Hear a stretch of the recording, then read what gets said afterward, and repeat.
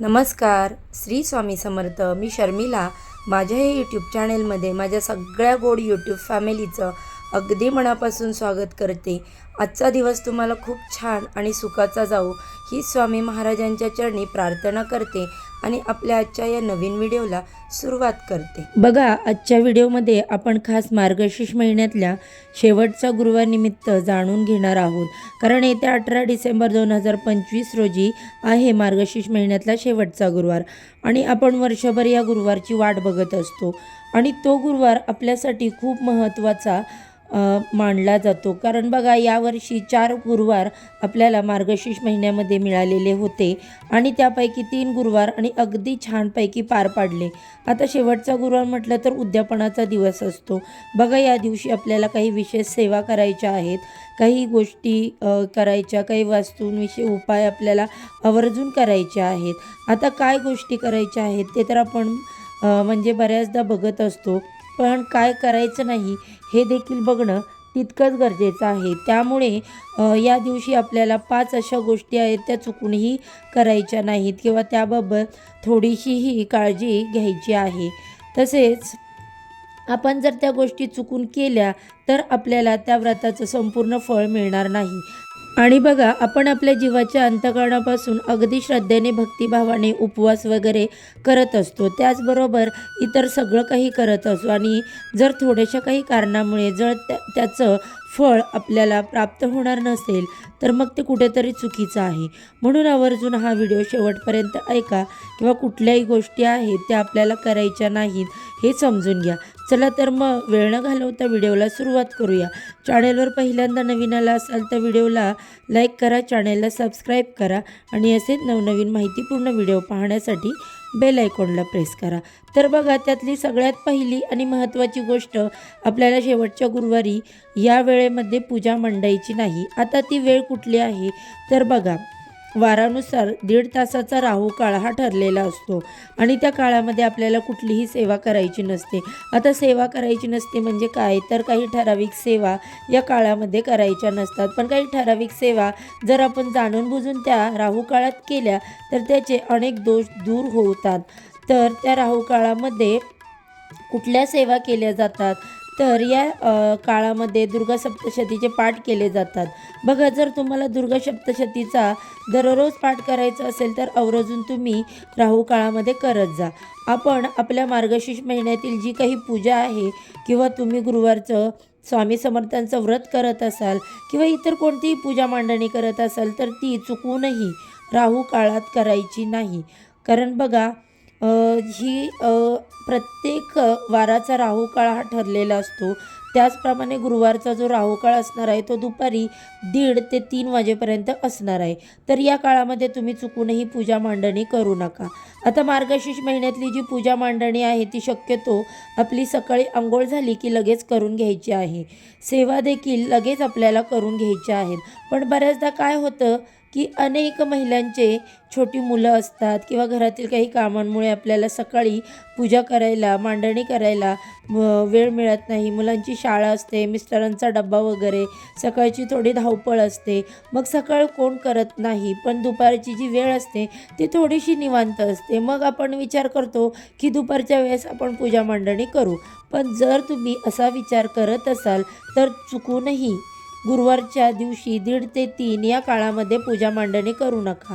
1:30च्या अगोदर तुम्ही करून घेऊ शकता किंवा त्या काळात जर तुम्हाला शक्य नाही झालं तर तुम्ही 3 नंतर पूजा मांडणी केली तरीही चालणार आहे. पण शक्यतो सुरुवातीला सांगितल्याप्रमाणे सकाळी सकाळी पूजा मांडणी करून घ्या. कथा वाचन तुम्ही दिवसभरामध्ये कधीही करा, पण 1 ते 1.5 तास वगळून असे पाहिले तर शेवटच्या गुरुवारी उद्यापन करत असतो. त्यामुळे आपण संध्याकाळीच वेळ जास्त महत्त्व देतो. दुसरी गोष्ट म्हणजे बघा, ज्या महिलांना मासिक धर्माचा 4था दिवस आहे अशा महिलांनी या दिवशी पूजा करू नका. आता तुमचे जर सुरुवातीचे 3 गुरुवार झालेले आहेत पण 4थ्या गुरुवारच्या दिवशी जर तुमचा मासिक धर्म असेल तर तुम्ही पूजा मांडणी करू शकत नाही. तुम्ही उपवास करायचा आहे पण पूजा मांडणी तुम्हाला करायची नाही किंवा उद्यापनही करायचं नाही. पण मागील व्हिडिओमध्ये सांगितल्याप्रमाणे तुम्ही घरातील एखाद्या व्यक्तीकडून उद्यापन करून घेऊ शकता. पण शक्य नसेल तर तुम्हाला पौष महिन्यात जो येणारा पहिला गुरुवार असणार आहे त्या दिवशी पूजा मांडणी करायची. आता बऱ्याच जणांना हा नियम माहीत आहे, पण काहींचं म्हणणं असं असतं की चौथ्या दिवशी आपण जर डबल आंघोळ केली किंवा संध्याकाळच्या वेळेस आंघोळ करून मग पूजा मांडणी केली तर काय हरकत आहे. पण हे सगळं चुकीचं आहे. वर्षाकाठी आपण एकदा हे व्रत करत असतो, तर सगळे नियम आपल्याकडून पाळलेच गेले पाहिजे. म्हणून जर तुमचा मासिक धर्म असेल, चौथा दिवस असेल, तुम्ही त्या दिवशी पूजा मांडणी करू नका. घरातल्या एखाद्या व्यक्तीकडून पूजा मांडणी करून घ्या आणि तुमच्याकडून उद्यापन करून घ्या. जर ते शक्य नसेल तर आपल्याला पौष महिन्याच्या पहिल्या गुरुवारी हे उद्यापन करायचं असतं, तर अशाच पद्धतीने तुम्ही करायचं आहे. अजूनही या संदर्भात काही प्रश्न असतील तर तुम्ही कमेंटमध्ये नक्की विचारा. उगीच पुन्हा पुन्हा तेच सांगण्यापेक्षा मी मागील व्हिडिओमध्ये त्याबद्दल सविस्तर सांगितलं आहे. या व्यतिरिक्त याच्या अगोदर एखादा गुरुवार गेला असेल तर त्यांनी देखील चौथ्या गुरुवारी उद्यापन करायचं आहे. आता त्यानंतरची तिसरी जी महत्त्वाची गोष्ट आहे ती म्हणजे अशी की तुमचं मार्गशीर्ष जे व्रत आहे ते चुकूनही दुसऱ्याच्या घरी सोडू नका. हा नियम देखील अनेक महिलांना माहीत आहे. जे वर्षानुवर्ष व्रत करत आहेत त्यांना तर नक्कीच माहीत आहे, पण ज्यांनी नव्याने व्रताला सुरुवात केली आहे आणि मग त्यांना कुठून जेवणाचं आमंत्रण आलं आणि चुकून जर त्यांच्याकडून हे व्रत भंग पावलं किंवा त्या ठिकाणी जर त्यांनी उपवास सोडला तर त्यांना त्या व्रताचं फळ मिळत नाही असं म्हटलं जातं. कारण कुठलीही सेवा आराधना करतो, पूजा अर्चा करतो तर ती आपल्या घरी करतो. मग त्याचं जे व्रत आहे ते आपल्या घरीच आपल्याला सोडायचं आहे. म्हणून दुसऱ्याच्या घरी जर तुम्ही गेलात तर उपवासाचा एखादा पदार्थ दिला तर तो तुम्ही नक्कीच खाऊ शकता. म्हणजे जसं की केळी दिली किंवा दूध दिलं प्यायला तर ती तुम्ही घ्या. त्यानंतर तुम्हाला जेवणाचं आमंत्रण असेल तर अगोदर तुम्ही सांगा की तुमचं व्रत आहे आणि ते तुम्ही सोडू शकत नाही. अशा पद्धतीने तुम्हाला ही एक विशेष काळजी घ्यायची आहे. मात्र तुम्ही तुमच्या घरी व्रत सोडल्यानंतर तुम्ही दुसऱ्याच्या घरी सवासण म्हणून जेवायला जाऊ शकता. त्यानंतरची पुढची महत्त्वाची गोष्ट अशी की तुम्ही स्वयंपाकामध्ये जो स्वयंपाक बनवणार आहात तर तो अन्नाचा जो नैवेद्य आपल्याला दाखवायचा आहे, मग वरण, चपाती, एखादी भाजी, एखादा गोड पदार्थ आपण नक्की करू शकतो, पण त्यामध्ये आपल्याला वरण भाताचा समावेश करायचा आहे. ही विशेष काळजी घ्यायची आहे. कोणत्याही नैवेद्याचं ताट हे वरण भाताशिवाय अपूर्ण असतं, ते पूर्ण होत नाही. शिवाय तुळशीपत्र देखील आपल्याला नक्की ठेवायचं आहे. या गोष्टींची आपल्याला अवश्य काळजी घ्यायची आहे. आणि एक खूप महत्त्वाचा नियम अजूनही तुम्ही पाळलेला नसेल तर आवर्जून या दिवशी पाळा. कधीही नैवेद्यामध्ये अशा प्रकारचा नैवेद्य म्हणजेच वरण भाताशिवाय नैवेद्य, तुळशीपत्राशिवाय नैवेद्य दाखवू नका.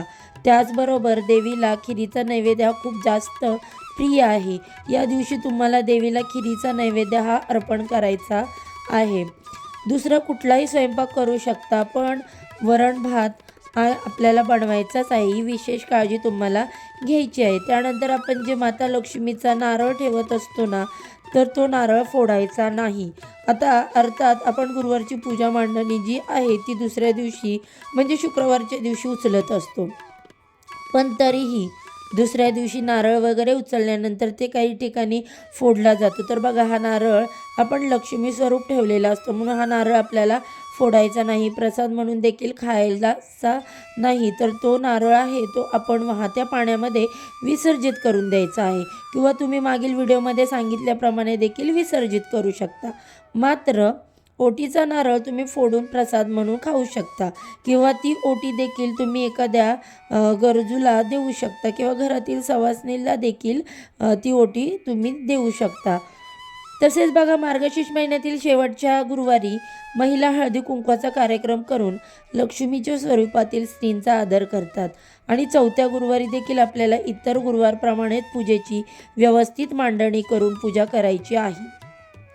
महालक्ष्मी व्रताची कथा वाचायची आहे. संध्याकाळी देवीला नैवेद्य दाखवायचा.